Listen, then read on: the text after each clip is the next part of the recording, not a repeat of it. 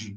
ਅੱਜ covered California ਨੇ announce ਕੀਤਾ ਹੈ ਵੀ ਬਹੁਤ ਸਾਰੀਆਂ ਇੰਸ਼ੋਰੈਂਸ ਕੰਪਨੀਆਂ ਆਉਣ ਵਾਲੇ ਸੰਨ 2023 ਦੇ ਲਈ ਆਪਣੇ ਰੇਟਸ ਇਨਕਰੀਜ਼ ਕਰਨ ਜਾ ਰਹੀਆਂ ਹੈਗੀਆਂ। ਐਵਰੇਜ 6% ਦੇ ਕਰੀਬ ਹੈਲਥ ਇੰਸ਼ੋਰੈਂਸ ਦੇ ਪ੍ਰੀਮੀਅਮ ਦੇ ਵਿੱਚ ਇਨਕਰੀਜ਼ ਹੋਊਗਾ। ਇਹ ਲਾਰਜੈਸਟ ਇਨਕਰੀਜ਼ ਆ ਸੰਨ 2019 ਤੋਂ ਬਾਅਦ। ਪਿਛਲੇ 3 ਸਾਲਾਂ ਦੇ ਦੌਰਾਨ ਸਿਰਫ 2% ਦੇ ਕਰੀਬ ਜੋ ਰੇਟ ਆ ਇੰਸ਼ੋਰੈਂਸ ਦੇ ਵਧੇ ਸੀ। ਰੀਜਨ ਬਾਈ ਰੀਜਨ ਇਹ ਡਿਪੈਂਡ ਕਰਦਾ ਹੈਗਾ। 11.7% ਰੇਟ ਇਨਕਰੀਜ਼ ਹੋਊਗਾ ਇੰਪੀਰੀਅਲ, ਇਨਿਊ ਤੇ ਮੋਨੋ ਕਾਉਂਟੀਜ਼ ਦੇ ਵਿੱਚ, ਤੇ ਫ੍ਰਿਜ਼ਨੋ ਕਿੰਗਸ ਤੇ ਮਡੇਰਾ ਕਾਉਂਟੀ 'ਚ 0% ਇਨਕਰੀਜ਼ ਹੋਊਗਾ। ਸੋ ਵੱਖ-ਵੱਖ ਏਰੀਏ ਦੇ ਵਿੱਚ ਇੰਸ਼ੋਰੈਂਸ ਕੰਪਨੀਆਂ ਨੇ ਆਪਣੇ ਹਿਸਾਬ ਦੇ ਨਾਲ ਰੇਟ ਜੋ ਆ ਉਹ ਸੈਟਅਪ ਕੀਤੇ ਹੈਗੇ ਆ। ਤੇ ਇਸ ਵਾਰੀ ਫਾਈਨੈਂਸ਼ੀਅਲ ਜੋ ਸਬਸਿਡੀ ਮਿਲਦੀ ਆ ਉਹਦੇ ਤੇ ਵੀ ਕੁਐਸਚਨ ਮਾਰਕ ਬਹੁਤ ਵੱਡਾ ਹੈਗਾ। ਫੈਡਰਲ ਗਵਰਨਮੈਂਟ ਨੇ ਅਮਰੀਕਨ ਰੈਸਕਿਊ ਪਲਾਨ ਦੇ ਅੰਡਰ ਕੈਲੀਫੋਰਨੀਆ ਨੂੰ $3 ਬਿਲੀਅਨ ਦਿੱਤਾ ਸੀ ਪਿਛਲੇ ਸਾਲਾਂ ਦੇ ਦੌਰਾਨ, ਤੇ ਆਉਣ ਵਾਲੇ ਸਮੇਂ 'ਚੋਂ ਕਿੰਨਾ ਦਿੰਦੇ ਹੈਗੇ ਆ ਉਹਦੇ ਤੇ ਡਿਪੈਂਡ ਕਰਦਾ ਵੀ ਤੁਹਾਡੇ ਰੇਟਸ ਕੀ ਹੋਣਗੇ। ਇਸ ਟਾਈਮ 1.7 ਮਿਲੀਅਨ ਕੈਲੀਫੋਰਨੀਅਨਸ ਕਵਰਡ ਕੈਲੀਫੋਰਨੀਆ ਦੇ ਥਰੂ ਹੈਲਥ ਇੰਸ਼ੋਰੈਂਸ ਬਾਈ ਕਰਦੇ ਆ। ਕਹਿੰਦੇ ਭਈ ਜੇ ਹਿਸਾਬ ਚੱਲਿਆ ਤਾਂ 1 ਮਿਲੀਅਨ ਲੋਕਾਂ ਦਾ ਪ੍ਰੀਮੀਅਮ ਆ ਉਹ ਡਬਲ ਹੋ ਜਾਊਗਾ। ਅਗਲੀ ਜਿਹੜੀ ਗੱਲ ਕਰਦੇ ਜਾਈਏ, ਇਸ ਟਾਈਮ ਜਿਹੜੇ ਹਰਜੋਤ ਸਿੰਘ ਜੀ ਸੈਂਟਾ ਕਲਾਰਾ ਵੈਲੀ ਮੈਡੀਕਲ ਸੈਂਟਰ ਦੇ ਫਿਜ਼ੀਸ਼ੀਅਨਸ ਆ, ਉਹਨਾਂ ਨੂੰ ਚਿੰਤਾ ਜਿਹੜੀ ਆ ਉਹ ਸਤਾ ਰਹੀ ਆ, ਕਿਉਂਕਿ ਉਹਨਾਂ ਦੇ ਵਿੱਚੋਂ ਹੀ ਕੁਝ ਡਾਕਟਰ ਤੇ ਹੋਰ ਜਿਹੜੇ ਨਾਲ ਕੁਲੀਗਸ ਆ ਉਹ ਮਰਨ ਵੱਲ ਦਾ ਜਿਹੜਾ ਰਾਹ ਆ ਉਹ ਅਪਣਾ ਰਹੇ ਆ। ਕੁਝ ਸਮਾਂ ਪਹਿਲਾਂ ਮਈ ਮਹੀਨੇ ਦੇ ਵਿੱਚ ਵੀ ਇੱਕ VMC ਜਿਹੜੇ ਵੈਲੀ ਮੈਡੀਕਲ ਸੈਂਟਰ ਆ ਉਸ ਦੇ ਫਿਜ਼ੀਸ਼ੀਅਨ ਨੇ ਸੁਸਾਈਡ ਜਿਹੜਾ ਉਹ ਕਰ ਰਿਹਾ ਸੀ।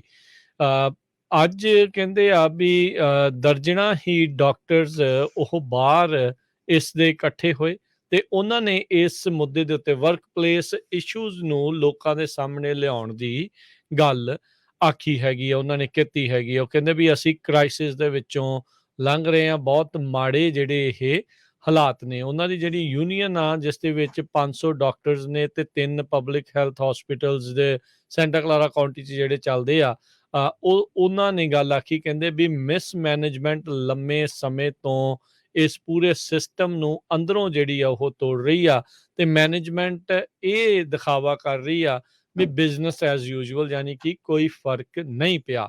ਲਗਾਤਾਰ ਸਟਾਫ ਦੀਆਂ ਸ਼ਾਰਟੇਜ, ਕ੍ਰੋਨਿਕ ਸਟਾਫ ਸ਼ਾਰਟੇਜਸ ਦੀ ਗੱਲ ਕਰ ਰਹੇ ਵੀ ਲੰਮੇ ਚਿਰ ਤੋਂ ਇਹ ਚੱਲ ਰਹੀਆਂ ਤੇ ਕੋਈ ਨਹੀਂ ਆ।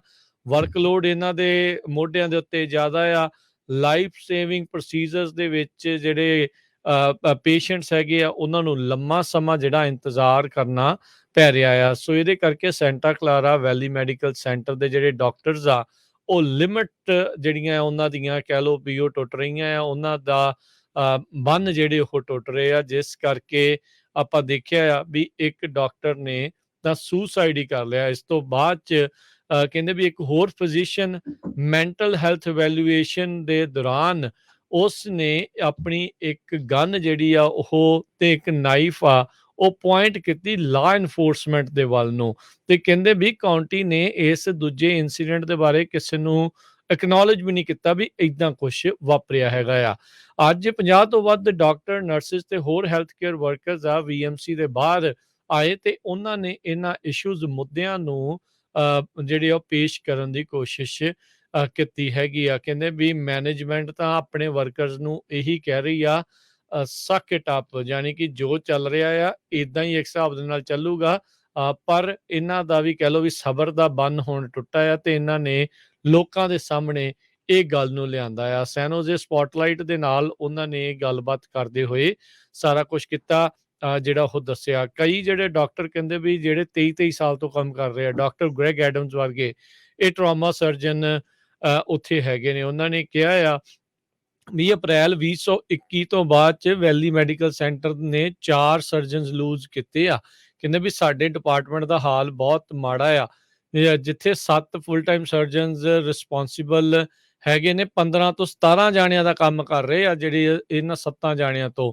ਕਹਿੰਦੇ ਵੀ 6 ਜਾਣੇ ਜਿਨ੍ਹਾਂ ਨੂੰ ਆਫਰਸ ਦਿੱਤੀਆਂ ਸੀ ਇੱਥੇ ਕੰਮ ਕਰਨ ਦੇ ਲਈ, ਉਹਨਾਂ ਨੇ ਨਾ ਕਰ ਦਿੱਤੀ ਕੰਮ ਕਰਨ ਤੋਂ। ਸੋ ਕਹਿੰਦੇ ਵੀ ਉਹਨਾਂ ਨੇ ਟਰਨ ਡਾਊਨ ਕਰ ਦਿੱਤੇ ਆਫਰਸ ਇੱਥੋਂ ਦੇ ਜਿਹੜੇ ਵਰਕ ਇਨਵਾਇਰਮੈਂਟ ਆ ਉਸ ਦੇ ਬਾਰੇ ਪਤਾ ਜਿਹੜਾ ਲੱਗਣ ਤੋਂ ਬਾਅਦ। ਕਹਿੰਦੇ ਵੀ ਅਸੀਂ ਐਗਜ਼ੌਸਟਡ ਆ, ਮੈਨੇਜਮੈਂਟ ਨੂੰ ਬਾਰ-ਬਾਰ ਕਹਿ ਰਹੇ ਹਾਂ, ਪਰ ਕੋਈ ਵੀ ਇਸ ਦੇ ਉੱਤੇ ਕਿਸੇ ਦੇ ਵੀ ਕੰਨ ਦੇ ਉੱਤੇ ਜਿਹੜੀ ਜੂੰ ਜਿਹੜੀ ਉਹ ਨਹੀਂ ਸਰਕ ਰਹੀ ਹੈਗੀ। ਸੋ ਸਿਲੀਕਨ ਵੈਲੀ ਦੇ ਵਿੱਚ ਹੀ ਕੋਵਿਡ ਦੇ ਨਾਲ ਲੜਦਿਆਂ 2355 ਲੋਕਾਂ ਦੀਆਂ ਮੌਤਾਂ ਜਿਹੜੀਆਂ ਉਹ ਹੋਈਆਂ ਸੀਗੀਆਂ, ਪਰ ਕਹਿੰਦੇ ਵੀ ਇਹ ਇਸ਼ੂ ਕੋਵਿਡ-19 ਪੈਂਡੇਮਿਕ ਤੋਂ ਪਹਿਲਾਂ ਦਾ ਜਿਹੜਾ ਆ ਉਹ ਚੱਲ ਰਿਹਾ ਹੈਗਾ ਆ। ਸੋ ਇੱਕ ਵੱਡਾ ਖੁਲਾਸਾ ਮਿਸਮੈਨੇਜਮੈਂਟ ਜਿਹੜੀ ਸੈਂਟਾ ਕਲਾਰਾ ਵੈਲੀ ਮੈਡੀਕਲ ਸੈਂਟਰਸ ਦੇ ਵਿੱਚ ਚੱਲ ਰਹੀ ਆ।